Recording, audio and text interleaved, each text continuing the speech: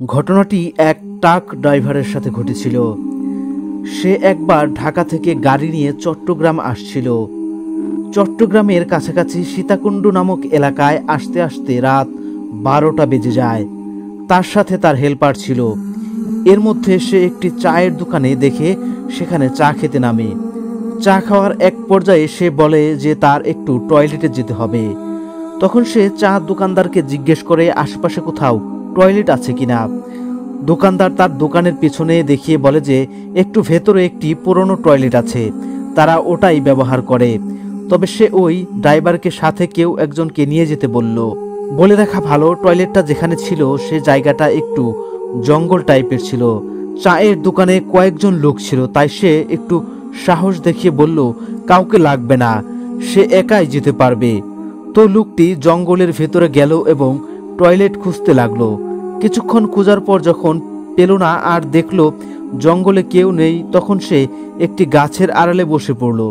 তার প্রয়োজন শেষ হওয়ার পর সে যখন দোকানের দিকে আসছে তখন সে হঠাৎ করে দেখতে পেল একটা জায়গায় দুটি ছোট মেয়ে বসে বসে কি যেন করছে। সে একটু ভয় পেয়ে যায় এটা দেখে, কিন্তু তারপর সে মেয়ে দুটির কাছে যায় আর বলে, এই তোমরা এত রাতে এখানে কি করো? একথা বলার কিছুক্ষণ পর মেয়ে দুটি একসাথে তার দিকে তাকায় এবং তার মতে সে দেখল যে মেয়ে দুটির মুখমণ্ডল একদম ফ্যাকাশে আর তাদের চোখগুলো ছিল অস্বাভাবিকভাবে বড় এবং মুখে ছোপ ছোপ রক্ত লেগে আছে, যেন তারা কিছু একটা এতক্ষণ খাচ্ছিল।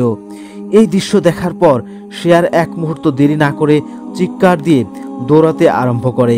সে প্রাণপণে দৌড়ে যাচ্ছে, কিন্তু তার কাছে মনে হচ্ছিল যেন সে একই জায়গায় বৃত্তাকারে দৌড়ে যাচ্ছে। কিছুক্ষণ পর সে দিক ঠিক করার জন্য আশেপাশে তাকায়। হঠাৎ সে দেখল যে সেই মেয়ে দুটি তার দিকে দৌড়ে দৌড়ে আসছে। তাদের মুখে এখনো রক্ত মাখা। সে দৌড়াতে আর চিৎকার করতে থাকে, কিন্তু সে কিছুক্ষণ পরে অনুভব করে কে যেন তার পা আগলে ধরেছে। তাকিয়ে দেখে যে তাকে ওই মেয়ে দুটো ধরে ফেলেছে। সে আর নিজেকে ঠিক রাখতে পারল না। অতিরিক্ত ভয়ের কারণে অজ্ঞান হয়ে পড়ে যায়। সে যখন চোখ খুলে তখন সে নিজেকে আবিষ্কার করে চায়ের দোকানটাতে বেঞ্চিতে শোয়া অবস্থায় এবং তার চারপাশে কিছু মানুষ তাকে দেখছে। সে একটু সুস্থ হয় এবং উঠে বসে। তারপর তার হেল্পার তাকে কি হয়েছে জিজ্ঞাসা করে কি হয়েছে সে সব ঘটনা খুলে বলে। সব শুনে তার হেল্পার এবং দোকানদার বলে যে তুমি যাওয়ার অনেকক্ষণ পর যখন দেখলাম তুমি আসছো না, তখন ভাবলাম যে তোমার চাপ হয়তো বেশি, তাই দেরি হচ্ছে। কিন্তু কিছুক্ষণ পর শুনলাম কে যেন জঙ্গলের ভেতর দৌড়াচ্ছে।